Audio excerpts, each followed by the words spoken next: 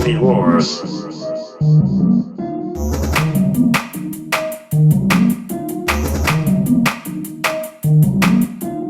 Ladies and gentlemen, welcome back to the Movie Wars podcast. Woo! We're back with my friend Seth in Seth's house. What's up, y'all? And we have Matthew Blevins. Yeah. Oh, hey. It's about time I'm here in studio, you In guys. the flesh. In the flesh. In person. Not just digital. And hey, Harrison Ford has joined us. He might end up on camera. There's a cat named Harrison Ford in That here. is, It's yes. making evil eyes at me. I don't Oh, know. no, he's harmless. You haven't come out in a while, Harrison. It's been a while, buddy. Well, he's not gay. Oh, it's true. That's true. I bet he gets a lot of tail. He hasn't. He has a tail. We are talking about, well, actually, no, I want to go back to Matthew real quick. If you listen to the Mad Max, the very first thing I did when I reignited this podcast is I was like, we're going to do Mad Max. And we did it digitally, but we had Matthew doing that. We just wrapped up with Furiosa.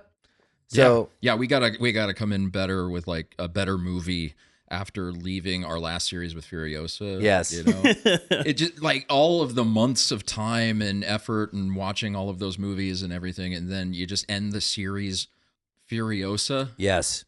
I mean, better than ending it on the Crow reboot. Yeah, that's true. Oof. And then I came in here and we did The Northman, and I had so much Anya that week. I was Anya'd out. There was no joy in that. Yeah. But yeah, we did that, and I've been aching to get Matthew in person with Seth and I. And Kill Bill, I talked to you about how him and I were talking about doing, like, you wanted to be a part of that. Yeah. So I'm glad to get this arrangement. Heck Yeah. yeah, dude! I haven't gotten to see Seth in a while, so Yeah. that's exciting, man. We're gonna tear this podcast up. Absolutely. Yes. But as a reminder for those that haven't met Matthew, stand-up comedian, previous life professional film critic. Yeah, it was. Ah, hell yeah. Interesting times. I interviewed Tommy Wiseau. That's my Oh, shit, claim to okay. fame. Yeah. Is that how he pronounces it? Yes. Okay. Yes. Tommy 'Cause Wiseau. that's yeah. how no one else pronounces it. So. I get it, but I've had a conversation with him. He's a literal vampire. Oh, no, I believe you. Yeah. I now believe you. I don't believe the way, because everyone else says Wiseau, and that's what I've always thought it was. So that's good to know. They're putting on Wiseau. airs. Yeah. Putting on airs. Yeah, that makes sense. Yeah. That's Hollywood. Yeah. Well, good stuff. So this is going to be great. Filmmaker. Mr. Wiseau, if you want to come hang out on our podcast, please, we would love to have you. Mr. Wowza. He was selling underwear at the time, so Nice. yeah, we might be able to get a sponsorship on that deal here. Hey, I'll take some new underwear. It's kind of intimidating, though. The Emerald Couch. We got a filmmaker, a film critic, and a complete hack. Yeah. That has no business talking about any of it. As we discovered with the Adventures of Tintin. So, Fuck that movie. fuck you. We are talking about the Kill Bill series. We're going to do one episode per volume, even though originally they were looked at coming out together. That was kind of Tarantino's original plan. But, really interesting stretch with Tarantino here. He does a lot of new things with Kill Bill.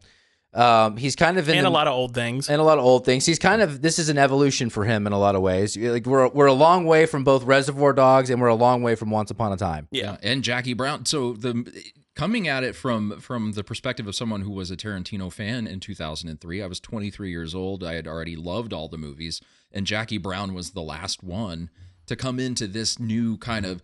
He hadn't done these genre-busting kind of, trope-centric things until Kill Bill, and now all of a sudden, here's a whole new Tarantino that we hadn't seen before. And where some people kind of discredit the constant references as a filmmaking style, as someone who went down every rabbit hole presented by the Kill Bill universe and all of the movies that kind of influenced and inspired it, that rabbit hole goes deep, and I have a lot of. It's very interesting to me how someone could take that much stuff and make one piece of art out of it. Yeah. I mean, it definitely has every single genre of Japanese filmmaking in it. You have anime, you have kung fu movies, you have just a lot of the ways that they do their straight dramas. I noticed a lot of, some people might call it copying, some people might call it homage, but a lot of references back to Seven Samurai and Rashomon and a lot of the Kurosawa movies. Yeah, for sure. And from the very first splash screen where you get that Shaw Brothers, splash screen at the beginning of that, to me, it was like, okay, I need to find out what that logo is about because it obviously has history. There's some context here. I need to discover this entire world. Yeah. Which, you by that time, I might have been familiar with like the 36 Chambers of Shaolin or something like that. But then I went down a deep dive of all of those films once I saw that Shaw Brothers logo, and then you have Gordon Liu coming in as a character in both movies, different character in both movies. His whole filmography, you've got the Cheng Che and Lau Kar Lung films of the 60s and 70s from that Shaw Brothers studio.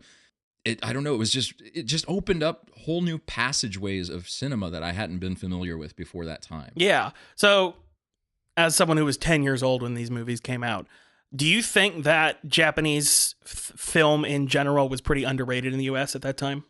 So amongst nerds like me and my friends, it wasn't. Yeah. Because we were all anime geeks at the time. Sure. And we had already discovered the films of Kurosawa. We were already kind of down those rabbit holes. It kind of led me to some more of the Hong Kong cinema that I wasn't familiar with at the time. But, for us, this was like, holy crap, someone has taken all these nerdy influences that we love so dearly. Yeah. It feels so personal. But I feel like to society, like at that point in time, really a lot of the, even just Asian in general, because a lot of the Chinese and Japanese and Korean influences kind of boiled down to like Godzilla movies. Godzilla I feel like movies, that's and what then pop culture horror knew. started to come into the play a little bit there. You had everything was Japanese horror. But I feel like this was one of the first mainstream American films to really bring that Japanese style of filmmaking into the forefront, into the spotlight.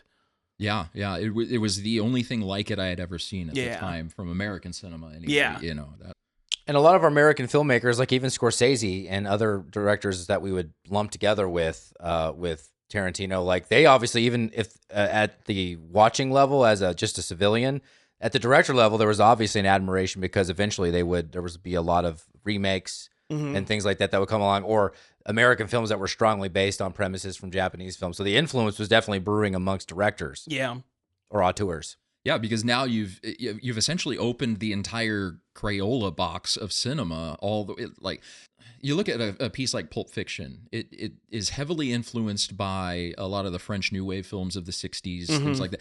But no one had taken genre films in such a profound way and used it to make like a cinematic masterpiece out of pieces of genres that no one would give a second look. You've got Kung Fu movies, you've got spaghetti Western movies, all of these little pieces that, a director might get influenced by the spaghetti Western genre, for instance, and then make Last Man Standing or something like that.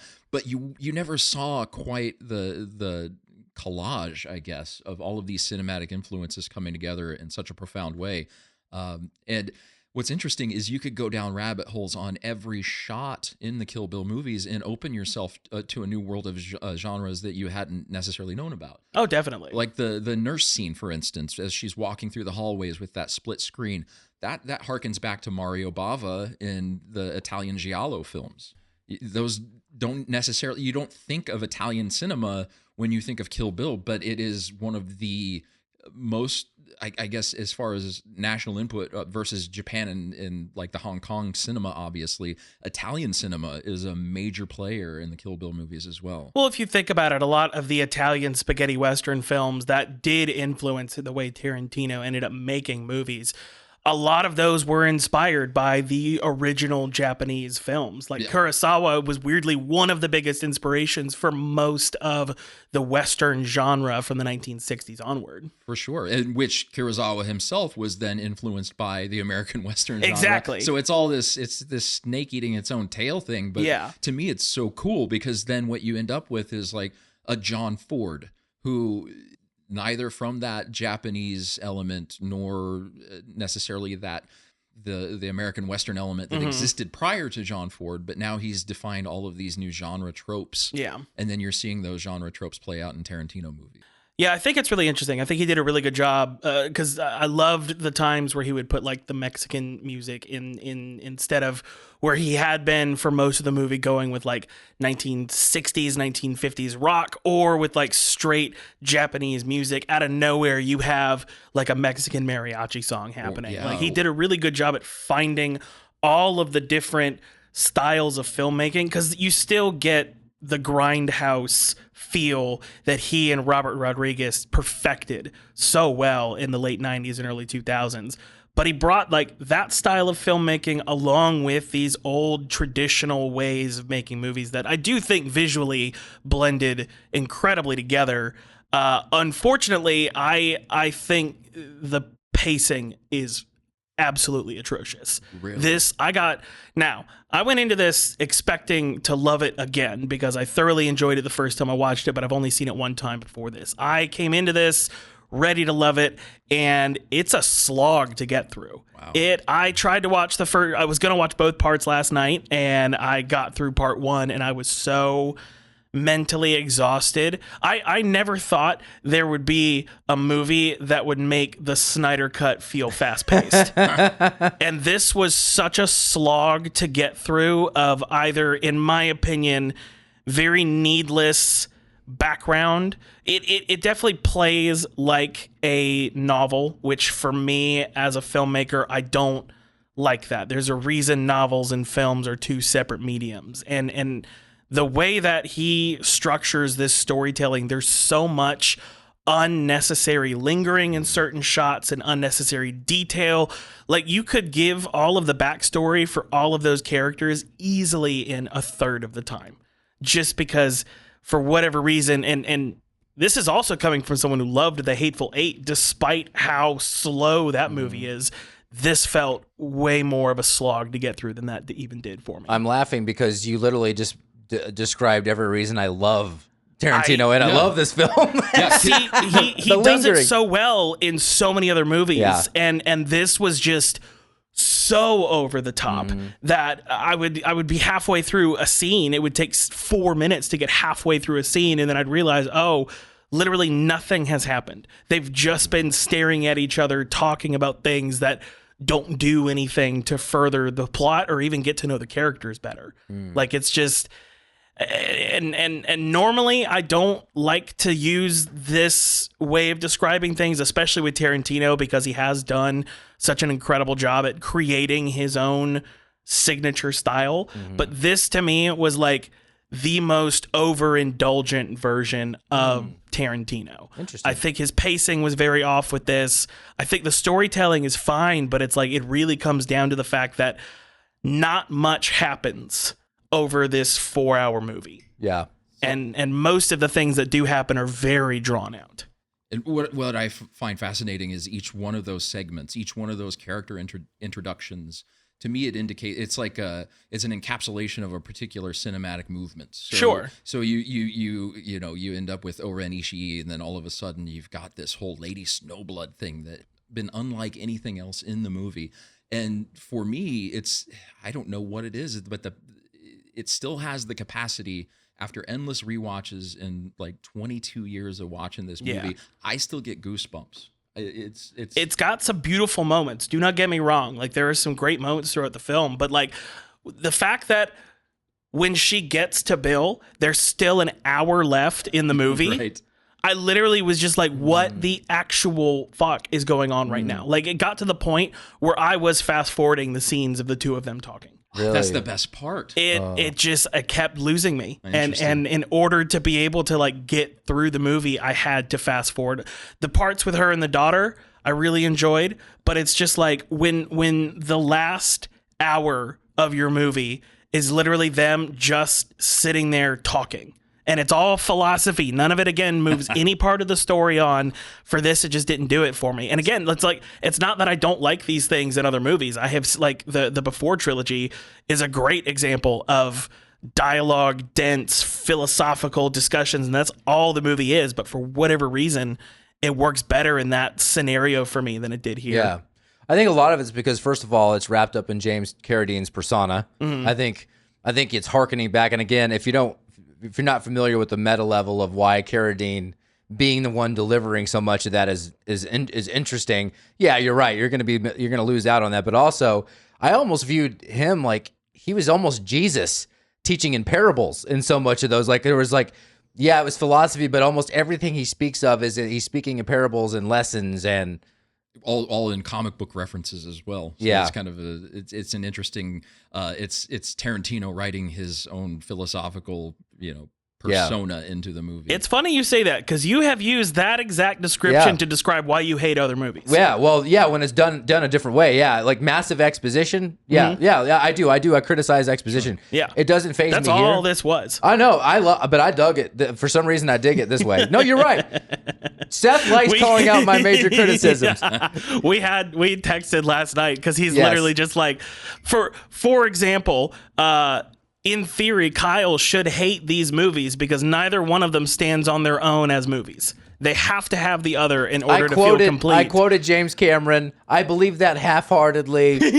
Yeah, I did say that. But multiple times. But it's 2 volumes to the same. It's not 2 movies. It's, Oh, no. I agree with you. Yeah. But he has, like, when we were talking about the Snyder series, in theory, all 3 of those movies are part of one conglomerate story. Yeah.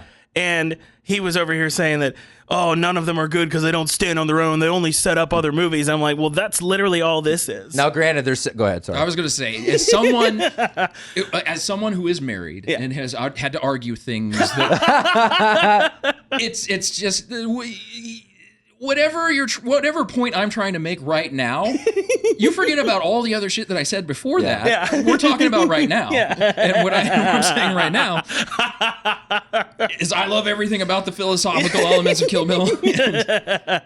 Yeah, I am a facilitator of the zeitgeist. Yeah. I have a few thoughts of my own, but I'm just out here stirring the pot. All right, that's my job as the producer. I just stir the pot. And that's my job today. Yeah, you are definitely. No, I get it. Because look, I don't agree necessarily that movies, especially when they're supposed to be part of a bigger thing, have to stand on their own. Sure. I'm just throwing it back in his face because he's made fun of several movies like that, and I'm just like, okay, here we go. You can say what this really is. You're never going to forgive me for making you watch Wicked Prayer. No, never. You're never going to let me live that down. Ever. Any chance I can make you suffer for that, I will. Yeah. Remember, folks, he called them the Deftones. That's right. I deserve death. Death The by Deftones? Yeah. I deserve death by the guillotine. By the guillotine. Not guillotine. The guillotine. The guillotine. While the Pixies are playing in the background. That's right, damn it. That's right, damn it. Fun fact, Christopher Lee, who played Saruman in Lord of the Rings, witnessed the final use of the guillotine. Really? Yeah. Interesting. 1977. I think it's about time we bring that thing back. Yeah. Before we go into the next thing, after the shit on Kyle segment that Seth invented today, do you have a bill in your life that needs to be killed? No, I was just gonna say, and we have a category for this, but it is weird and it's interesting. So I definitely can see your perspective, but you use the word linger. I actually use that word, but I use it in a positive way. Yeah.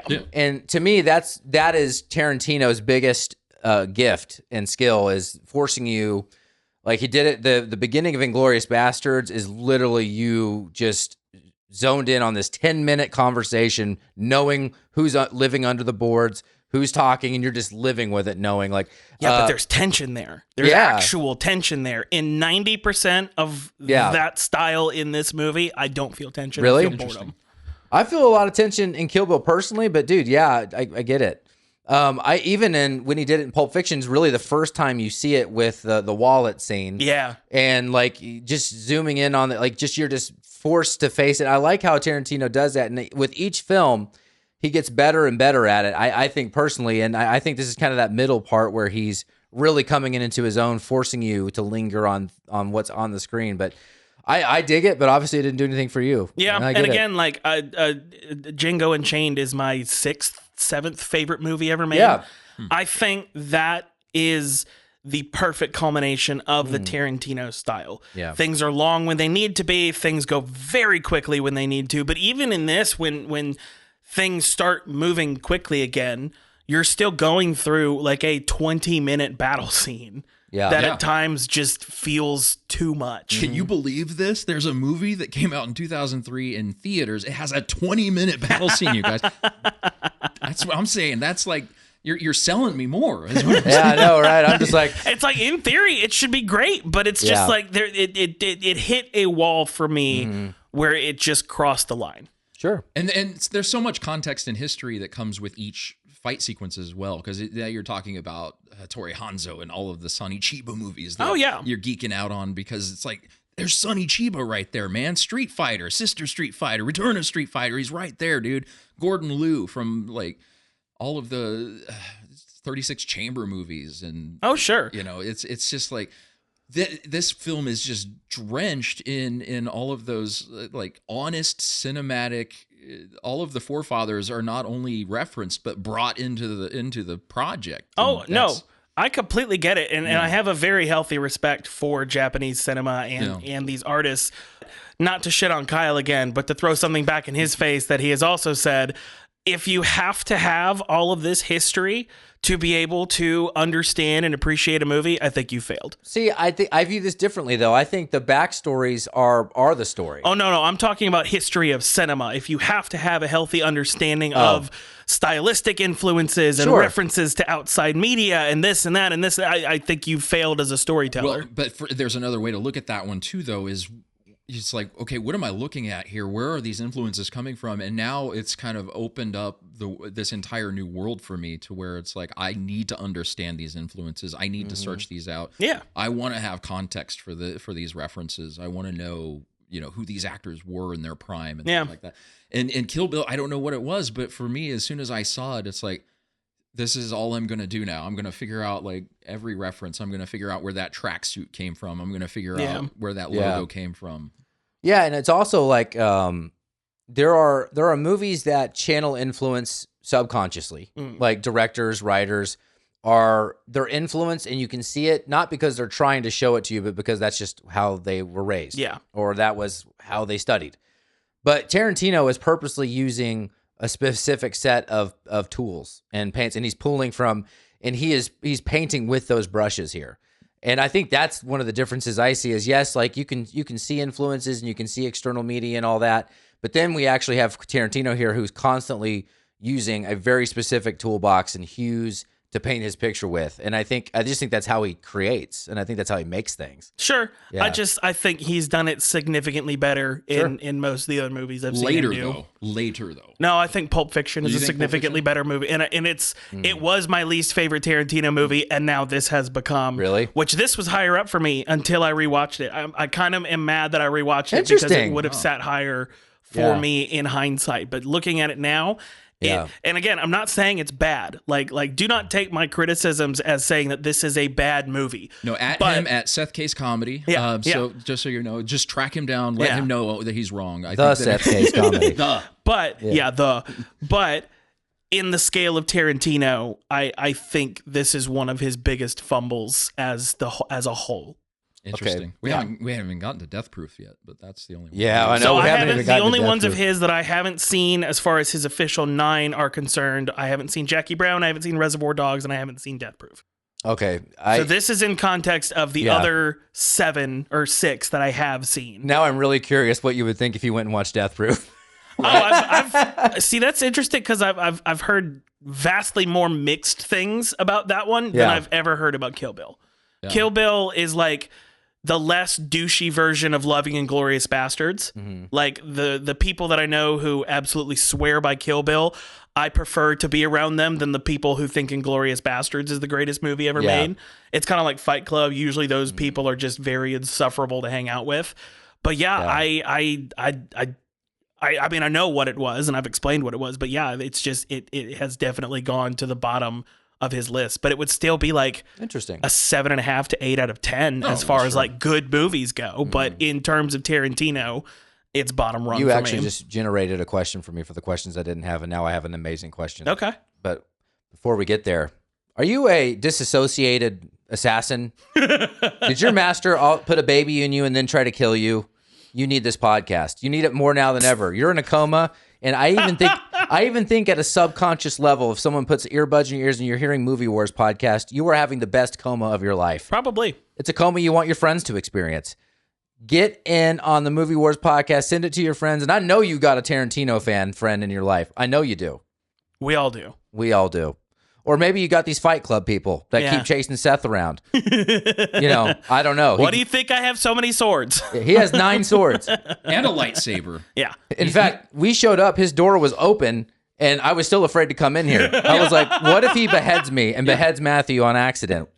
He's got a wish a motherfucker would living room situation happening. Nah. Yes. Yeah. You don't want to mess around. Yeah, fuck around, find out, share Movie Wars with your friends. The questions. You generated a great question here. So let's take all the feedback that we all just gave. Yeah. Take it. How much of our feedback is shaped and kind of pressurized by this 10 film that Tarantino, that nobody else has ever done, has ever said they're going to do? Scorsese keeps making endless movies. But we know that Tarantino, so as people that talk about film, that's what we're doing. How much of a weird pressure does that put on how we form opinions, knowing that he's going to have a limited run and knowing that we're almost to the end? Like, does that shape how we interpret his films versus if we came in here talking about Scorsese, Coppola? Not for me. I honestly like that he's decided he wants to go out on top instead of keep making movies into the ground. Francis Ford Coppola, I think, is a solid example of people who probably should stop trying to make movies now. Yeah, he should. I think Marty Scorsese is pretty damn close to that if he's not already there. Hell, even Spielberg is getting to the point where he should probably just stop because he's had enough misses in with Especially his wins. after 10-10. No, that one's a solid win. He should have stopped right there. Yeah, no. Mocap my ass.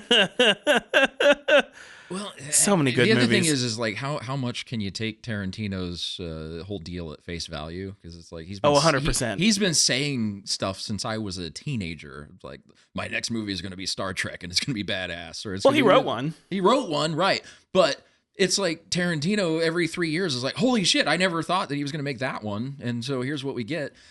He's already turning into the old man that he didn't want to be, making movies in his 60s by now. Something like that. Something like that. Late 50s at least, but probably 60s. I don't know. I just. Sorry. That was, So here's the thing that I have heard him say out loud is he's still going to be involved in the making of films, but he's only doing the 10 written and directed by Quentin Tarantino. Gotcha. He's writing other movies. He's actually writing and directing a stage play soon. That's what his next project is a stage play. Yep. There's other forms of entertainment he's still going to be involved in, and I have a feeling he will still direct another movie or two after this, or he'll definitely write a couple more movies. But it's specifically that credit of written and directed by Quentin Tarantino. He's gonna leave it at 10 and call it good, though. Yeah, and I admire it, but it doesn't have any bearing on how I watch his movies. okay. Because the movies are the movies. They'll Like, speak for themselves. If he ever comes out with one that doesn't speak for itself, then I'll have concerns about the career, because to me, he's almost like Andrei Tarkovsky in a way that the guy never had a miss. Yeah. He never had a miss. Yeah. Death Proof comes close to a miss, but it's I think still if a great he had, genre movie. I think if he'd gone through with what he was saying, his last movie was going to be The Film Critic. It was going to suck. Yeah. I'm so glad he threw that shit away because it was like, this sounds awful. I remember that. Yeah, Death Proof, like Kurt Russell saves that, though. He saves that movie big time. And for what it's representing too, it's a fantastic example of a 70s genre movie, and you're going to have weird pacing issues in 70s genre movies. That's just the way it is. But I didn't feel those pacing issues with Kill Bill, honestly, because for me, every sequence was like a kid in a candy store, because it's like, oh, now we get the Italian giallo sequence, and it has badass music to accompany it. Every piece of it is something that I don't know, I geek out all over again. Yeah, I don't know. For me, I just feel like every sequence could have been tightened up by 5 to 10 minutes. Man. I think this could have been a really good 2 hour, 45 minute single movie. I do agree with that. I think that that's what it was initially supposed to be, is like he had talked about having these like a 3 hour epic. It's a little too ambitious, but now 2 90-minute movies. Now you've got something, and then he ends up making like 2 hour 15-minute. Yeah. In total, it's literally 4 hours, because the first one's an hour 45, the second one's 2:15. And yeah, like I said, by the time we're still on the first one, so I'll stick with that and save my criticism of the second one specifically for the second one. But even by the time we got to the Crazy 88s, I was like, there's still so much left. Like, we're still there's another 45 minutes left to this movie. And it got very slow. Interesting. Fascinating.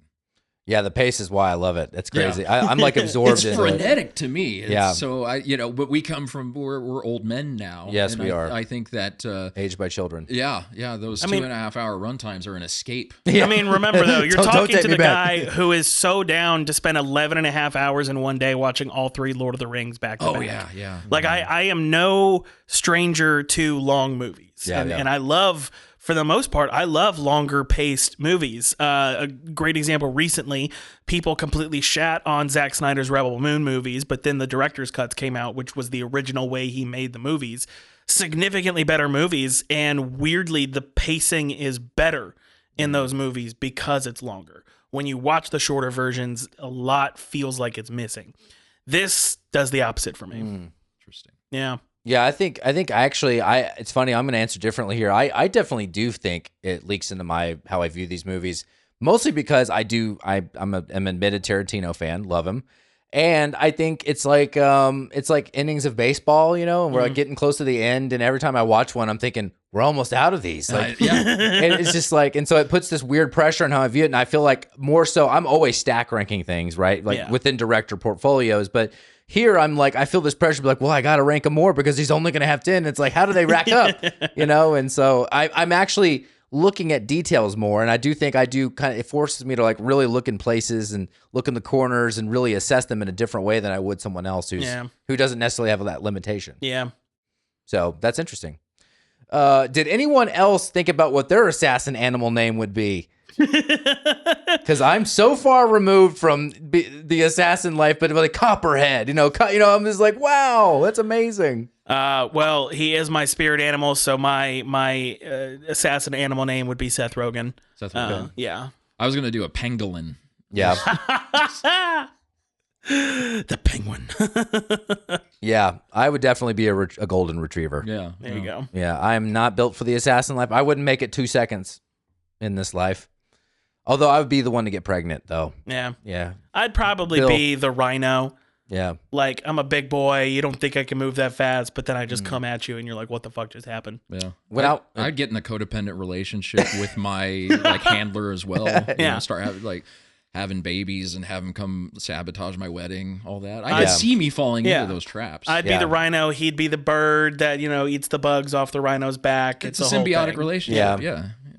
When I was in a band, and my lead singer described to me, we were drinking at a bar in Michigan after a show, and he described to me, he's like, I would never want to get in a bar fight with you, Kyle. I was like, why? Because I'm a pansy. Yeah. Like, I've never been in a fight. He's like, but I know you can't fight, but you're crazy. He's like, you would be the guy to smash a beer bottle on your head and eat the glass and like scream and like, come on, He's like, you would freak people out. Sure. He's like, you're unpredictable. So that's why I wouldn't fight you in a bar. There you go. So whatever that is, barfly, is that my animal? Yeah, I guess. Barfly. Yeah. There we go. Barfly. AKA. All right. Randos. Yeah, that was good. Yeah. Oh yeah, he's had some practice, Hell man. yeah. He's brought the randos on occasion. He was floored by my first rando. Yeah. When I took over for an episode. They had to pick me up Really? off the floor. Yeah. It's just the chesty nature of it. It was so good. I like a good chesty rando. That's why I hang out downtown. That's right. That baseball that Uma slices in half, that was real. They actually sliced that baseball in half. Nice. Yeah, it says here, I'm trying to figure out who. Oh, it was her stunt double who cut it in half. That makes sense. Zoe Bell? Yep, Zoe Bell, right here. Right. Nice. Zoe Bell cut it in half and did it on the first try. Wow. Hell yeah. That's fantastic. That's pretty cool. Those are the stories you love hearing where it's like some big stunt. They're like, we really only got like 2 or 3 of these, and they just nail it first take. Yes. And So it pisses me off too, because you guys know how much I love commentaries. There were no commentaries for either of these, so I had to like. Does he do commentaries? I don't know. It would be awful. Yeah. Yeah. You'd have to do cocaine prior to listening to the commentary just to be able to. I don't know if he does it, but it would make a lot more sense if you did listening to him. It's weird because he says that he only makes movies that he wants to watch. That's like his rule. Like he makes movies and he watches his movies over and over again. Yeah. I just watched an interview with him. He was like, I love watching my movies. It's like, well, maybe just turn on the microphone for one of them. Yeah. And Well, he'll do screenings of the whole bloody cut of Kill Bill. Yeah. At his theater in LA. Like he'll I think it's like a 50, 60 person theater, and he'll have little events where people come and watch it with him, and then he'll do Q&As. Yeah. So which cuts of the first movie did you guys watch leading up to this? I didn't know there were multiple cuts other than the whole bloody cut, which isn't available anywhere to purchase as far as streaming's concerned. Right. No, I have an old DVD copy, and there are a few differences. Like the anime sequence is slightly longer. The Crazy 88 fight sequence in the House of Blue Leaves is in full color. Instead of switching to black and white. Instead of switching to black and white. That was a choice in that scene that I was like, why? Why are we doing this? And it was deliberate. It was because of ratings. They were trying to avoid that. X rating. Okay. So Okay. it for me is if you've got to make a conceit, it's not a bad one. No, It's it just, but that makes sense now. That makes sense knowing that. So in the scene where am I going to say this right? Oren Ishii? Oren Ishii, yeah. Oren Ishii in the part where they're fighting, right? Yeah. So the quote that she says, "I hope if you haven't saved your energy, you may not last 5 minutes." From the time she says that until her scalp gets cut off is exactly 4 minutes and 59 seconds. Nice. Oh, that's really cool. Okay. Nice. So actually, she didn't need 5 minutes. It's incredible. Yeah. It's such a stupid small thing, but No, I love when shit like that happens. Yeah, that's cool. Yeah. and I even brought a picture for this one. The airplane ticket. You don't know her name in the first one, right? Right. Yeah. But her name is clearly printed on the ticket. You see Oh. Beatrix Kiddo. You have to really look, and Oh. it's really fast. But her name is actually shown that early in the film. Oh, wow. Yeah, but she's referred to as a bride. So Sure. That is another thing. I didn't like how he bleeped out her name in the first one. Yeah. I'm just like, why? Again, it's like this doesn't add anything. People clearly know her name. It's not like no one knows her name. So why are we bleeping it out just for you to actually tell us in the next one? I had a heated debate with my friends when I was 23 when Yeah. we came out of the theater about this very subject, and my conclusion is it's because Tarantino's just a fucking nerd. It's just a nerdy Fair. thing to do. It's a little genre piece that you might find. I'm not sure if there's a direct reference to bleeping out someone's name like that. But if you think about like the Man with No Name westerns and those sort of things where it's not actually spoken, and then what would you do if it was actually spoken and you wanted to conceal that identity still? You bleep it, I guess. It's a kind of a neat little dorky thing to do, I guess. Yeah. I don't know. Again, just one of those things. It was like, this doesn't make sense. It felt contrived. Yeah. It definitely was, but I think it would have been more interesting if they had just used her code name. Black Mamba. Yeah. Yeah. Like if all the assassins only know her by Black Mamba and then Bill's the only one who knows her as Beatrix, I think that would have been. Beatrix is a weird name. Mm.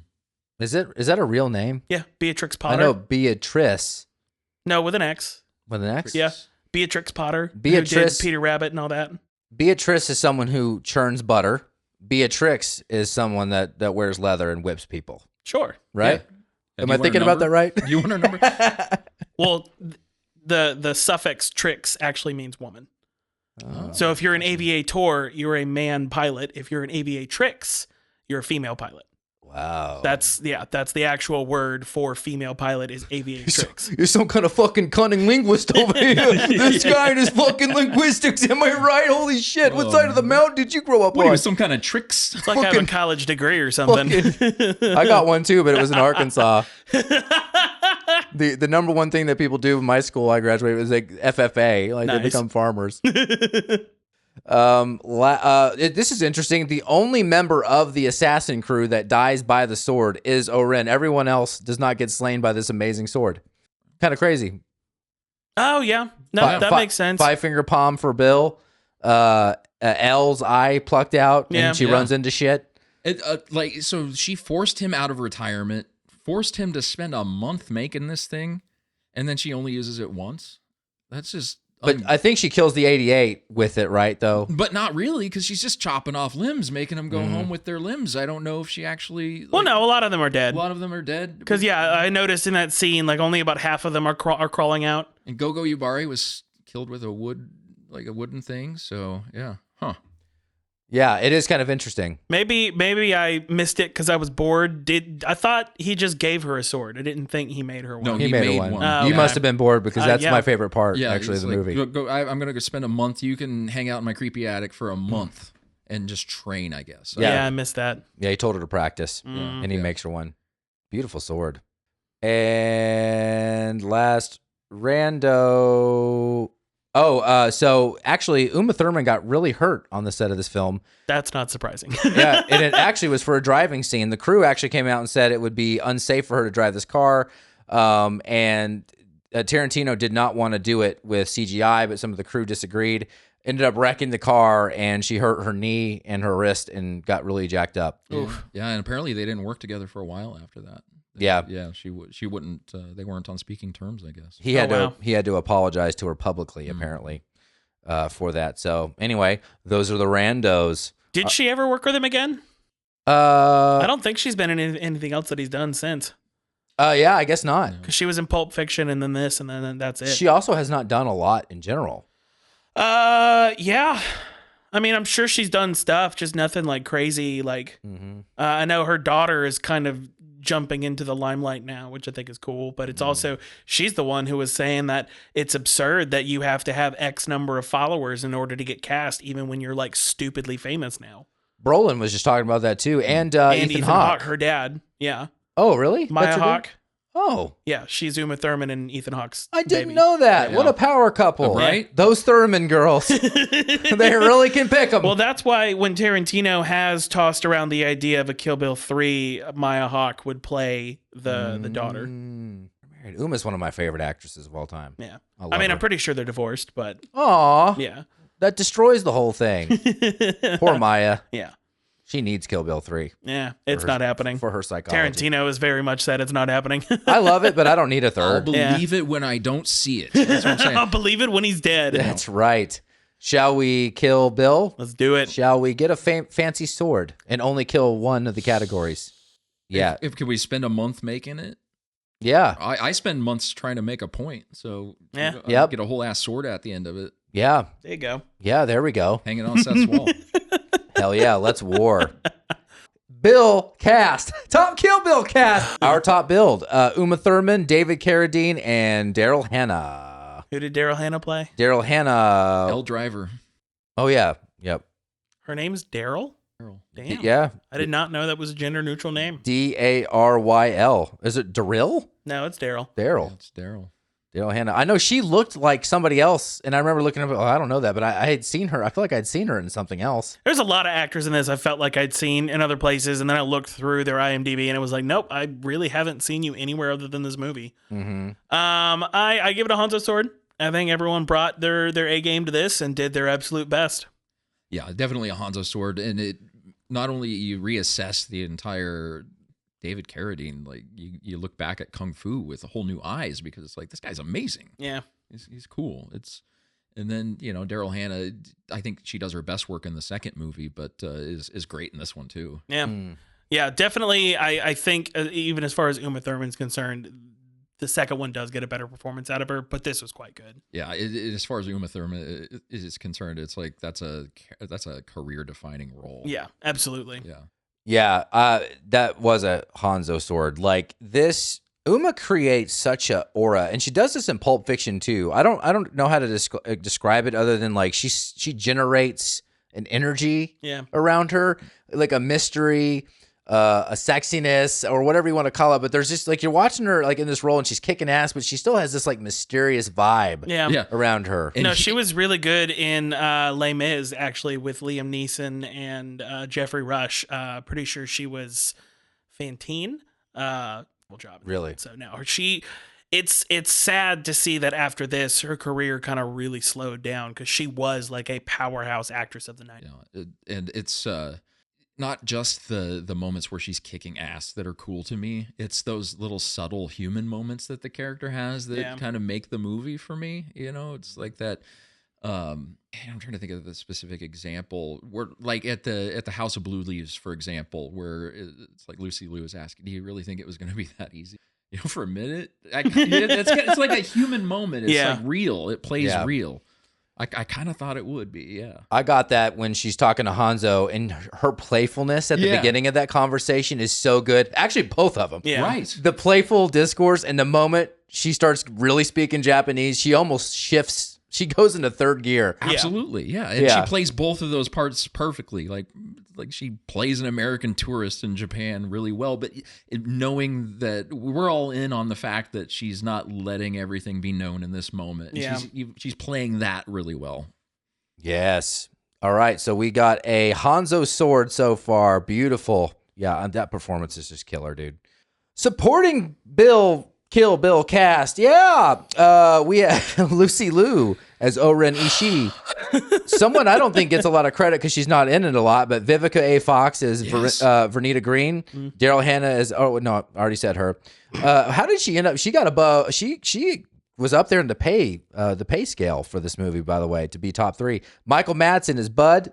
He's the one I feel like I've seen other places and can't place him. Oh, he's a Tarantino regular. He's like Right. Well, I mean, Reservoir outside Dogs of Tarantino, I haven't seen Reservoir Dogs. Free Willy. He's the I haven't dad. seen Free Willy. He's the dad in Free Willy, Haven't which is seen the it. most. It's the most out of type character of anyone Yeah. ever. Yep. Wholesome family dad. He's everywhere, dude. In Yeah. the 90s, he was in all kinds. I think. I looked through his IMDb. I could not find a Yeah. single thing that I'm like, I definitely recognize him from this. Things I've seen that it was like, maybe, but like, I don't know. You may agree with this because you're more familiar with this work, but like, doesn't it feel like in the 90s, like if we need a guy with greased hair, it was him. He's going to be your guy. Yeah, he might cut an ear off. You never know. Yeah. He's willing to do that. Julie, Him or Brandon Lee. yes.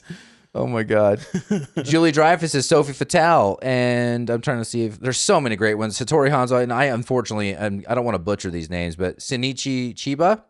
Oh, Right? Sonny Chiba. Yeah. So as Hanzo. You're the Asian one, so. I know, but I'm Filipino. We're weird.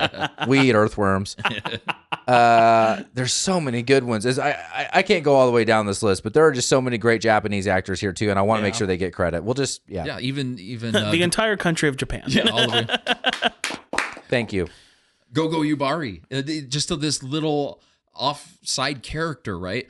Tarantino had saw her in Battle Royale and became just infatuated with her as this character actress and put her in Kill Bill as a result of that. Nice. And everybody in this movie has like profound cinematic history. Like they're involved in some way that's really neat from a nerdy perspective. Yeah. And so I've got to go full Hanzo on that. I mean, Gordon Liu and Sonny Chiba, and like, who even thinks to use these guys in 2003? Yeah. Yeah, no, I go full Hanzo. Like, they're, again, everyone brought their A game to this. So they did a really good job. Everyone's memorable. Even when they blend in, they're still very memorable. Like, you still find moments where every single person stands out, even if they're just down to being an extra. Or Gordon Liu or Michael Parks playing two characters each. Yeah. Yep. And both characters that they play are equally fascinating. Parks is awesome in this movie. Yes. He's such a El Paso. I mean, I spent a lot of time in El Paso as a kid. He just totally spoke to me. Like just walking out of the desert with his hat on. Good gravy, Marie. So good. Yeah, it's a Hanzo sword, man. And my favorite are the scenes with Hanzo. Like my favorite scene is, it's funny that I know you didn't like the pace and that was hard. I loved that part of the movie. I don't know why. I think it was the dialogue between Uma and between Sonny. I just thought it was and the revelation that he is Hanzo, and the dialogue and the way it kind of, for some reason, it just really spoke to me. And that's all on Sonny, man. His acting was he just knocked it out of the park. So, Absolutely. yeah, definitely a Hanzo sword. It is 2-0. Here we go. Writing, Mr. Quentin Tarantino. I'm going to have to give it a bitch. It has no future. Okay. Yep. And for me, I'm not going to say it's bad. I'm going to say this is, I have this thing. It's either a squeak over or squeak under. This would be like a 4.9 on the scale of 10 as far as just, this is, in my opinion, of the 6 of his movies I've seen, this is his weakest script. It has a lot of good moments surrounded by a lot of nothing for me. So it's going to be a bitch no future for me. Oh, man. Can I do 2 Hanzos to overcome Seth's bad That's not voting? how this works. Oh, man. You can try, damn it. It's my house, goddammit.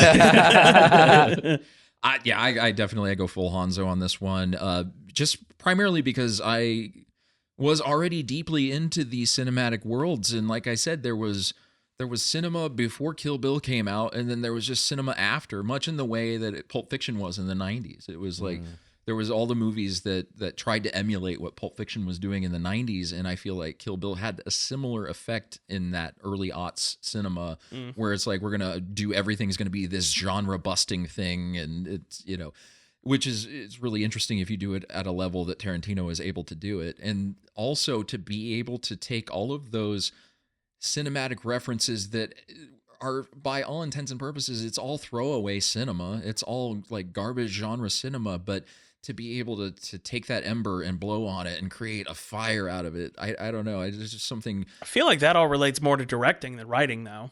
Yeah, I suppose it would. Because at this point, I'm strictly evaluating the script. Like there's a lot visually and a lot of directorial decisions that I really do like, but I don't think this is a strong script. It's an amalgam of various tropes, though. It doesn't exist on its own without the history of cinema behind it. So it might be working against it in that way as far as being a functional film script. To be able to have that level of knowledge on genre cinema and to be able to use it to tell that story in a way that encapsulates each of them and pays homage to each of them in a wholly unique way. I don't know. To me, it seems like there's not only a lot of a lifetime of consuming different types of cinema to kind of be able to create that story, but just having a profound understanding of the way that storytelling works and to be able to create something that is wholly unique, but using only things that have been done before. It's like Tarantino is the only one that I know that can do that in a way that it's like I keep wanting to revisit. And I was texting with Kyle about this. It's like I've tried to go down all of those rabbit holes that Kill Bill or Tarantino's movies in general have opened up for me. All of these different, like, I should explore this director because he was referenced in a Tarantino movie. I've tried to finish those rabbit holes. I've spent 20 years trying to catch up on all of that cinema, and I have not even scratched the surface, I feel. I go deeper than most people with it, but it's like, how did he do that? And the only explanation I can come up with is Tarantino is some sort of like time-traveling alien. There's no other way to consume all of that and to be able to put it together in a cohesive way and actually make films out of it. It's like, how the heck do you do that? Well, he worked at a video store, so literally, when he was working, he had all of those movies on. He was constantly consuming all of that. I guess that's what was in video stores in the 80s and 70s when he was doing that stuff. So no, and I'm saying this to his credit. Like he had the time, because for that time he worked in that video. He talks about this all the time. He was surrounded by all of these different types of movies, and in order to stay relevant as far as understanding what they had in the store, he watched everything, whether he was at the video store or not. He just would turn everything on. But then how do you keep any of it in a meaningful way when you're consuming it just constant? I spent years, when I was in my film critic days, I would consume cinema like a madman, man. I've seen like 7 a day for years at a time. And now I go back and it's like, not only can I not tell you what some of the central ideas, I can't even tell you some of these if I've watched them before. Have you tried to make a film, though? That's different, I suppose. So yeah, that to me is a different thing, because subconsciously, when you're consuming that much stuff, there are things that are going to influence your visual eye. There are things that I watched growing up as a child that I guarantee you no one else in any significant capacity have seen before, that has definitely influenced my eye and the way that I do things. So I think a large chunk of it is subconscious, just because that's what he was consuming, and the way his brain works is it stores it in that area for later. And so when he goes to make a film, all of that just comes out effortlessly. As opposed to someone who's just trying to store information. I don't think he sees it that way. I think it lives there. Sure. And then I think when he needs to, it pops back out and he's like, oh yeah, I like that. Let's do that. Yeah, it takes someone on a very specific spectrum to be able to have that kind of recall, though. An autistic spectrum. For sure. For sure. Cocaine or a cocaine spectrum. Yeah. That could be. I don't know. I don't know if that's a part of it or not. Or what. I just remember trying so desperately to like, because I was coming at it from a film critic perspective, and so a lot of my stuff was more from a philosophical bent, and more. It wasn't really looking to make anything. I was just trying to understand it on a deeper level. Yeah, visual style just gets baked into you. Yeah. I definitely go Hanzo sword here. Here's the thing that always blows me away about, as comedians, I'd love to hear our commentary on this. He's not a stand-up comedian, but Tarantino is hilarious. Yeah. Oh, yeah. He writes some of the funniest shit. Yep. And he maybe he could do stand-up. I mean, he'd have to slow down his pace at the rate at which he talks. Having heard him speak, I don't think he could do stand-up. Yeah, I don't either. I think he could give funny speeches, but I don't think he could do stand-up. Okay, one time I was walking to the store, okay, and and then there's this guy, okay, he's got feet, no, okay. You gotta understand this guy, okay. Yeah. He also goes in such crazy tangents when he's talking. No, I went to the video store, okay, and so I was watching this movie, and this guy Earl, Earl, you've heard Earl, right? We all know Earl. Earl married a fucking whore, okay. And he gets all Elon excited about things that aren't supposed to be exciting. Yeah. You're like, whoa. Yeah. But this man, and Here's one thing that no matter how you rank the movies, every single one of his movies have made me laugh out loud. Yeah. Even rewatching. Oh, and yeah. this movie's no exception. I'm just blown away by that. And I love the dialogue. He also has this thing, and here's the thing about dialogue with Tarantino with me. I love the dialogue that he did with script polishes. You know, I didn't even realize it until I started watching his directorial movies that I had been exposed to Tarantino with, with True Romance. And a lot of that same dialogue is kind of written in that movie too, with the banter between Gary Oldman as the pimp and Christian Slater. Like that scene, I'm like, that is so Tarantino. Yeah. Just taking nerd fixations and then putting it into like these street characters. That's a distinctly Tarantino move. Yeah, I know. I love it. And I love the interplay. And I think the dialogue, I know you didn't love the Carradine stuff, but I love the Bill. I love that last hour of the movie. It's a game of chess. He's speaking in parables. She's out for revenge, and it's just weird chess match. I was in. I don't know, but... Is it the second movie? Yeah. Oh, shit. That was the second movie. Sorry. It's hard. I still view these as one movie. Fuck that. Forget he said it. I am mad at me. But anyway, it is hard. it is hard not to jump the shark, but... All right, 3-0. Were we going to say something else? I was going to say, like, the only bit you get out of Carradine in that first movie is, like, just little mysterious things. Yeah. You know, like, does she know her daughter is still alive? And just, like, these cool little genre things. And the rings on his hand. Yeah. Clutching the sword. Yeah, so he's more of an idea at this point. So how do you like, visualize that idea of this badass character in a Tarantino world? That guy is just going to be a dork. And that's... Yeah. You actually just gave me an idea for a question for the next one. I got to cut this out. That was just you sometimes fireworks happen. Sorry. It is 3-0. We are clutching the Hanzo sword no matter how hard you're trying to make it stop. Seth. I have my correct opinion, and you know. guys still have your thing. So. I love you. I love you, you know. I love this. I'm glad we have different opinions. I am too. Directing, if you haven't heard, Quentin Tarantino directed this movie. Yeah. How do we feel about it? This is also getting a bitch no future for me. All right. Yeah, that Tarantino guy, he never did anything. Fuck him. It's just like, For me, again, this is just of the ones I've seen, this is his weakest entry. There's a lot of good. There's a lot of good all throughout, a lot of good choices, but for me, it genuinely just got overshadowed by how bored I was an hour into the movie. And I think that genuinely speaks. If you're watching a 4-hour movie and you're bored an hour into it, it's not a good sign. Like, it's genuinely not a good sign. And I think while he did make a lot of really good decisions and there were a lot of really good moments, as a whole, especially this first film, I have different opinions on the second one, but on this first one, I don't like it as much, and I don't think it's anywhere near his top 5 films. so sword on that. It just, the things I'm hearing in my headphones are just like, I never thought I'd hear someone say these things about this particular movie. And you know, again, I went into this thinking I was like gonna love it, and thinking it was all gonna be nothing but positive for me. But yeah, it's just, I want to go back and watch it with shittier eyes so that I can understand where you're coming from. You have glasses. You already have shitty eyes. That's true. I'm just gonna take my glasses off. How do I watch this from a worse point of view? Oh my God. And I am willing to accept that it could very well be there's so much nostalgia for this particular movie with me, you know, and my friends. This came from a time before Children and Wives and things. Yeah. It's like I'm a free 23-year-old dude. And Notice he said wives, ladies and gentlemen. He has multiple. I've had multiple. Oh, I meant now, currently. No, you have multiple wives. Dear God, I hope not. Wouldn't that be crazy? Like, you know, the idea, like, you may have had a kid at some point you didn't know about. You actually had a wife you didn't know about too. like you ever been to theft. Vegas as an adult? I don't know. I think it genuinely sounds like nostalgia has a very high factor in how you're looking at it. This. Definitely.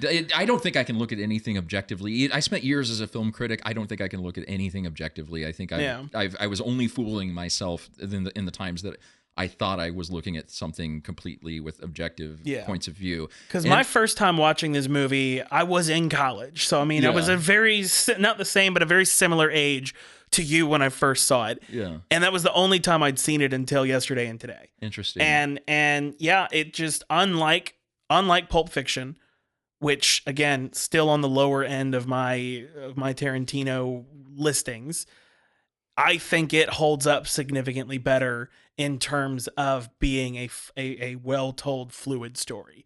Its uniqueness as far as how it told the story lended itself better to rewatching Pulp Fiction than it did to this, because I feel like he basically tried to do a lot of the same things he did in Pulp Fiction. The non-linear storytelling. The non-linear storytelling, a lot of the jumping around, and just, but then on top of that, double the amount of time in it. Because this, I mean, I'm pretty sure Pulp Fiction's right around 2 hours. This being a 4-hour movie, again, it's just there's so much. If he hadn't been so overindulgent and had done even a 3-hour cut, if it was a 3-hour movie instead of a 4-hour movie, I think it would be 100 times better. He's brewing over there. Oh, I know. I love it.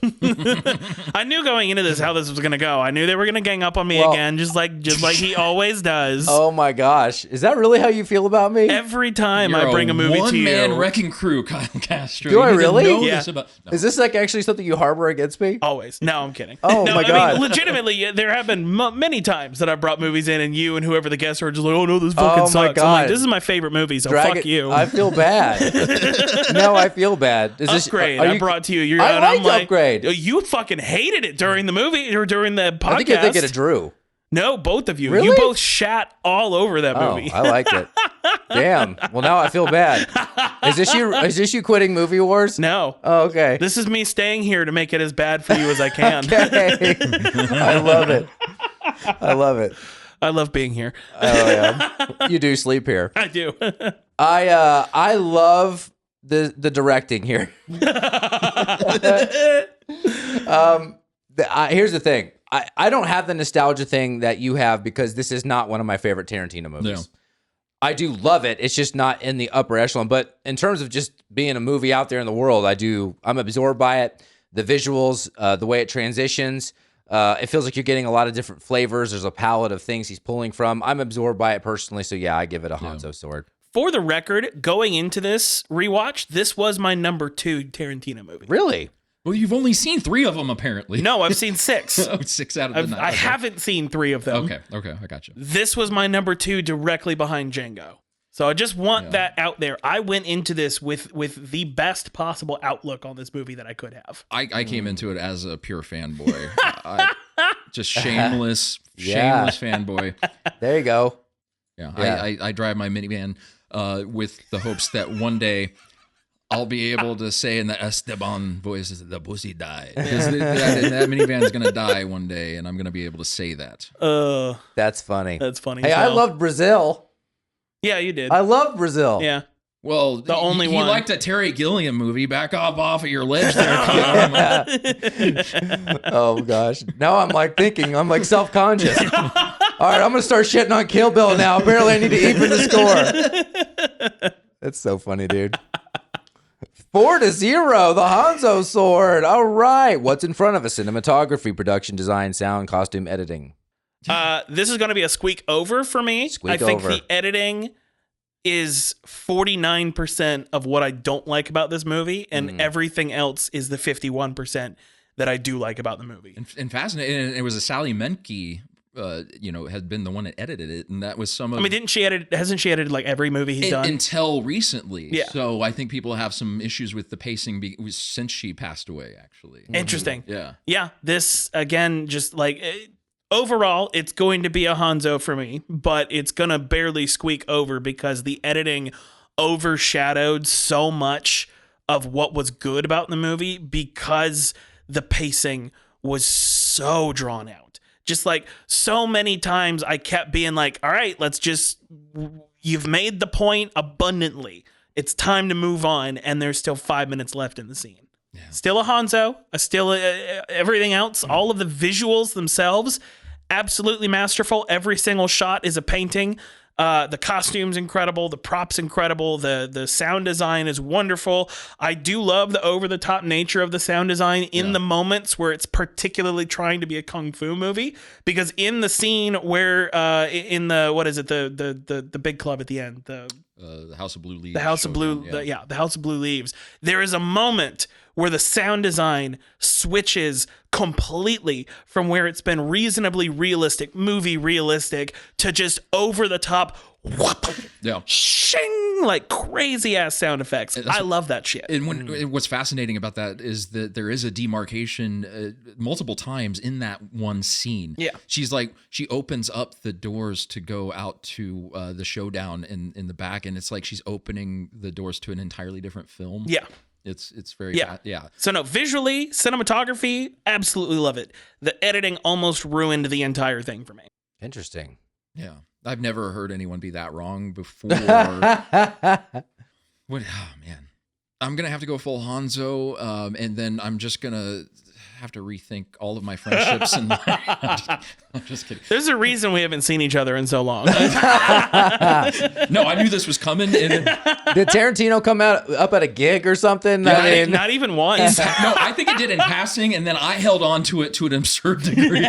Blevins just walked by you and went Kill Bill, and just like let it sit there for a minute. But again, prior to yesterday, I would have told you this was my number 2 Tarantino movie.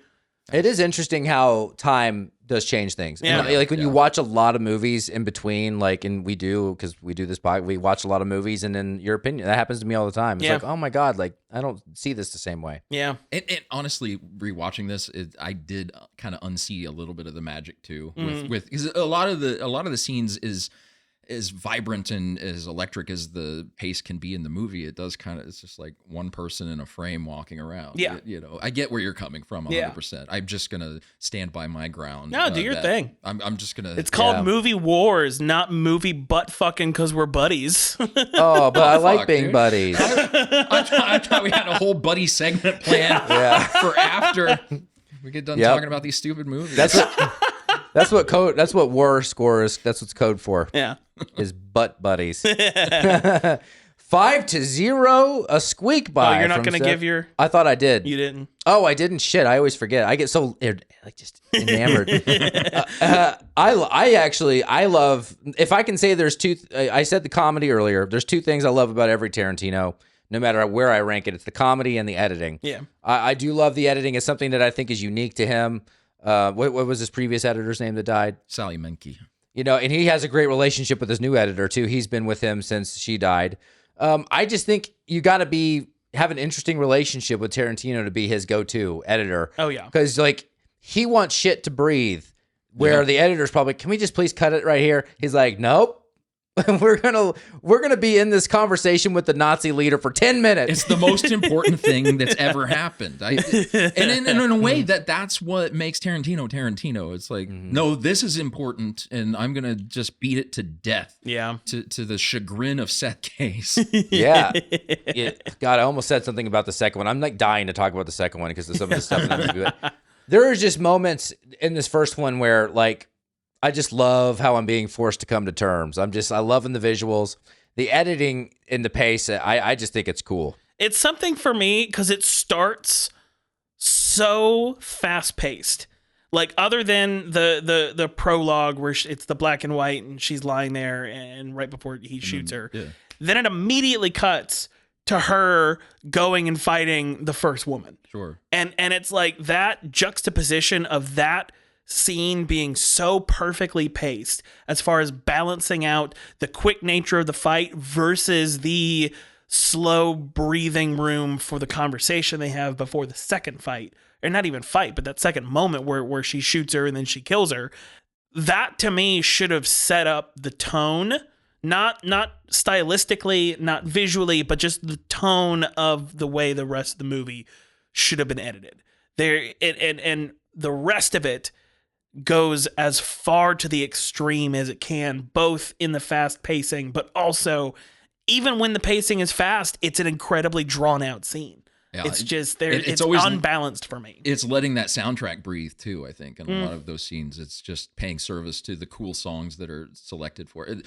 I was thinking about just that opening sequence and how magical that was the first time in the theater. You hear those footsteps. You got the dark screen. You got the breathing. You got and then bam, and then into the Nancy Sinatra kind of ethereal thing. That's like, this is like nothing else I've ever experienced before. And I think we can safely say this. If there's anything Tarantino will nail every single time, it is his soundtrack. Yeah, absolutely. Everyone can debate editing in this movie or other movies, or even cinematography in certain movies, or the script in The Hateful Eight versus this. You can have any qualm. No one has ever complained about the music in a Tarantino. And this, soundtrack wise, again, it makes up that 51% of what I love about this movie. It's so good throughout the whole thing. I love it. I love that one song that's really long with the tremolo guitar. That's like a really old, you can tell it's a real Vibrolux old tremolo, and just with like a nice Telecaster. Yeah. Love it. It is 5-0. We're getting into my bro categories, and we've kind of beat this one to death a little bit, but we do have to nail it down. I call this category the Hateful Five, because there are going to be 10 movies, and obviously you haven't seen all of them, but based on what we have seen, would you put this in the top 5? Again, this kind of goes back, I think subconscious, you can't help but stack rank these in your mind a little, because we know there's a limited supply. So what do we think? Not for me. Not for you. At this point, it's 6 movies of his that I've seen. This is number 6. This is the bottom of the barrel for me. Again, doesn't mean it's a bad movie, but if the worst Tarantino movie is a 7.5, it's still the worst Tarantino movie. Pulp Fiction would barely make the top 5 for me, and I'm pretty sure once I see Reservoir Dogs, it's just gonna get. Oh, I forgot you haven't seen Reservoir Dogs. Yeah, I'm curious to see where you'd put that one actually. Conceptually, I love the idea, because I know it's like 95% takes place in just the one warehouse. Right. It's just an exercise in limited resources and storytelling. And I jack off to that shit all the time. I love that. So I'm sure I'm going to like that, which is why I'm pretty positive that Pulp Fiction's going to get knocked down out of my top 5 for him. But for me, Django was number 1, and before this, I would have put this at number 2, but now Inglourious Bastards takes number 2 for me, and I think Once Upon a Time in Hollywood, then The Hateful Eight, and then Pulp Fiction.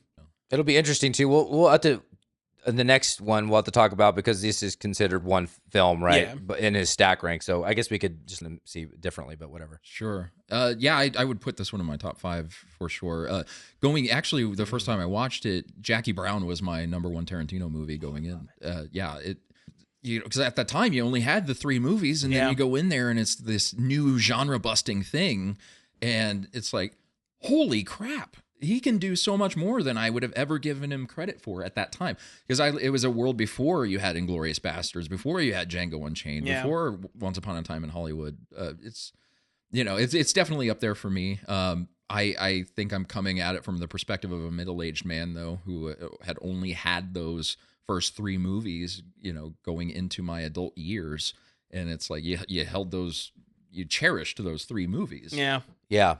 And then all of a sudden, Kill Bill comes out, and it's like, I don't know what my life was before this, but it's all this now. So. See, I feel like my experience with that would be like Robert Eggers at this point.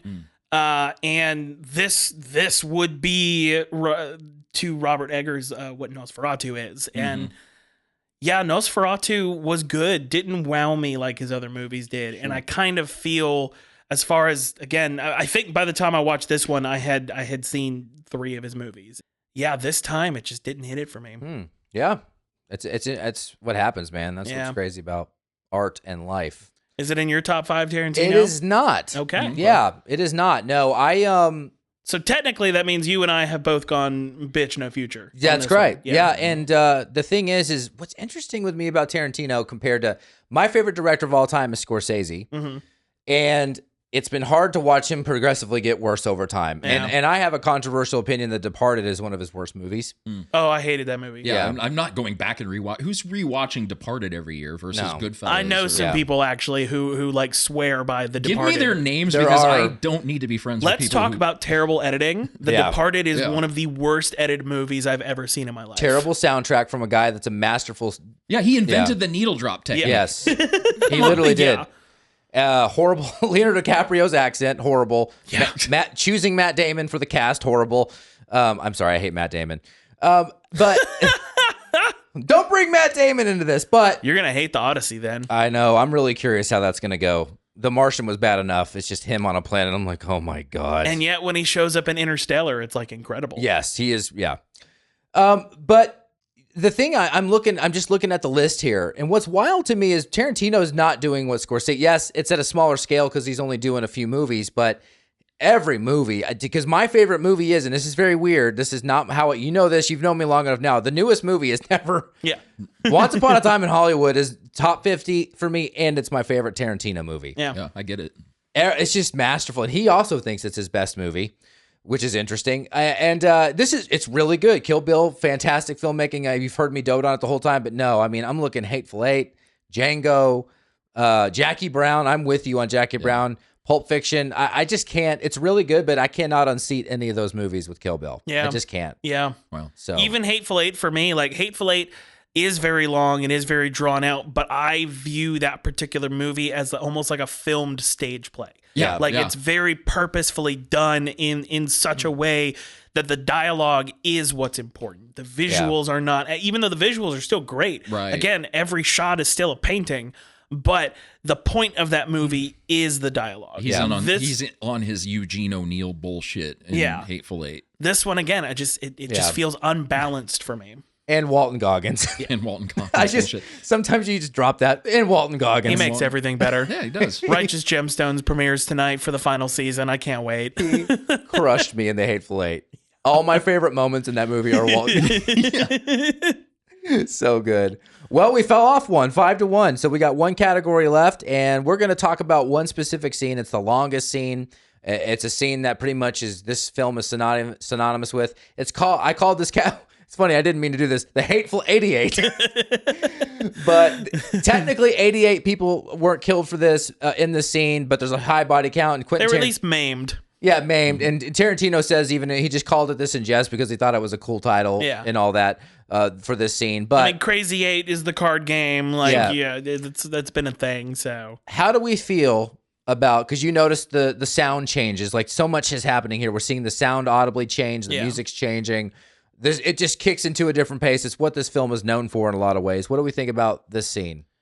It is interesting for me because it encapsulates, especially but I feel like as someone who's significantly more versed in Japanese cinema than I am, you'll probably pick out a couple others, but at the very least, the two halves of the scene have two very different styles. It starts as like a traditional anime fight, and then somewhere halfway through switches over to an old school kung fu fight. Yeah. I think it's when she blinks and then the color goes, and then you change the lights to that blue silhouetted thing. Yeah. That is such a genre trope for Hong Kong cinema, that fighting against a silhouette type of thing. And then she opens the door after that fight is over into that Lady Snowblood-esque scene with Oren Ishii. So it travels all through all of Japanese cinema, really. Yeah. You've got more modern Yakuza sensibilities, and then you go into that kind of that silhouetted, more Hong Kong than Japanese style of filmmaking, and then into very artistic, Lady Snowblood was a very artsy kind of, everything is beautifully shot and mostly wide shots. Yeah, absolutely. Yeah, you really getting that widescreen framing, taking full advantage of it. It's fascinating that so many shifts happen within one fight scene, though. Yeah. Yeah. For that particular scene, even though I do think it is still too long, I do think it is a masterfully well done, not even just kung fu, not even just fight scene, but sword fight scene. I do think it is masterfully done. So And the use of soundtrack in that too is so absolutely cool. Yeah, you start with those soundtrack, sound design, cinematography, even down to the lighting, and the fact that none of the extras do a bad job. Yeah. None of them. It's like whoever is on camera, you never look like they're waiting for a cue. They all look like they're waiting for an opening, but not waiting for the cue in the choreography. So they make it look as natural as they possibly can for such an overblown scene stylistically. Without the use of the CGI that you can lean on more nowadays, to be able to have a tracking shot that follows her up the stairs the way that it does, and just be able to capture that much action without fumbling the ball in a single shot. It's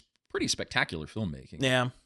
You're going to be surprised. I actually, bitch, you don't have a future on this one. Interesting. Here's the thing. I like the scene a lot.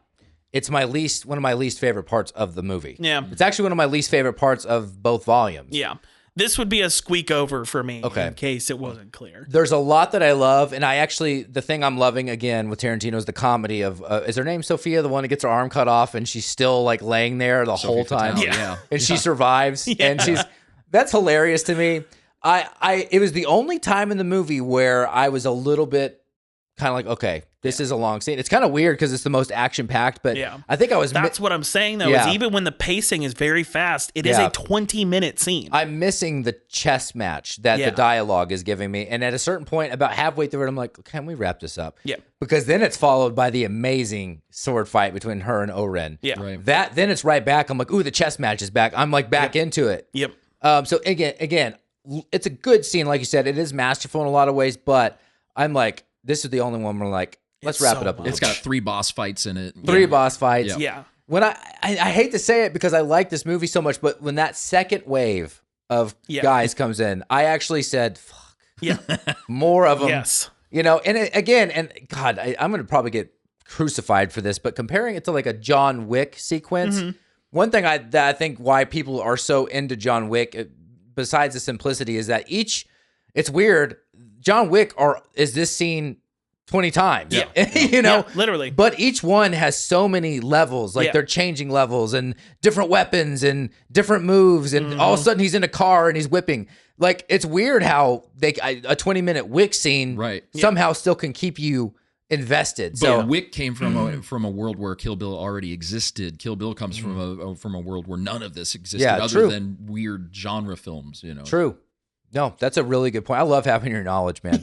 I love it. But yeah, I mean, so you both went positive on this one. Yeah, definitely positive. Again, that I feel nitpicky saying it because I still really enjoy the scene. You should be nitpicky. The only scene in the movie where I said, "Can we move? Can we move on?" When the second wave of dudes comes in, but I think that part is funny because then you've got Oren at the top of the stairs, possibly pondering suicide in that moment because she knows she is lost, and then all of a sudden you hear these motorcycles show up, and it's like, is that what I think it is? Yeah. Yeah. And then it's like, oh shit, here we go. Yeah. But I do love the scene it leads up to, which is the scalp, which originally they were supposed to behead her completely, but they had this idea so that she could utter that line about the sword. Yeah, it is a Hanzo sword. And the neat part about sound design in that is where it's like you hear that second thud that maybe implies brain falling out in the snow. Yes.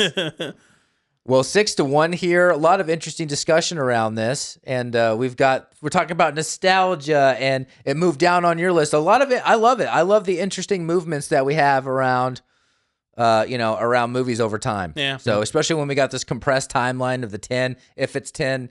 But yeah, we're gonna do Kill Bill Volume 2. If you didn't think, you probably were like, they're probably not gonna do the second one. They're probably just gonna talk about 10-10 again. But because it's an incredible movie. Because it's incredible. It's so good. Because it's now I feel bad. So yeah, it's incredible. I'm changing my tune. It's so good. It is just so damn good. The 10-10 episode hasn't aired yet. By the time we recorded this one, he's gonna go back and voice over his ratings for it. Man, Spielberg is a lovely friend of mine. I feel if I don't violently oppose Tintin right now, I'm not doing a good job on this podcast. You're not a movie warrior. Oh, man. But anyway, we are so stoked to round this out. We're so glad to have Matthew with his film critique expertise and his hilarity. We'll see y'all next week with Kill Bill Volume 2. I'm Kyle. I'm Seth. I'm Matthew. Love y'all. Peace. Movie Wars.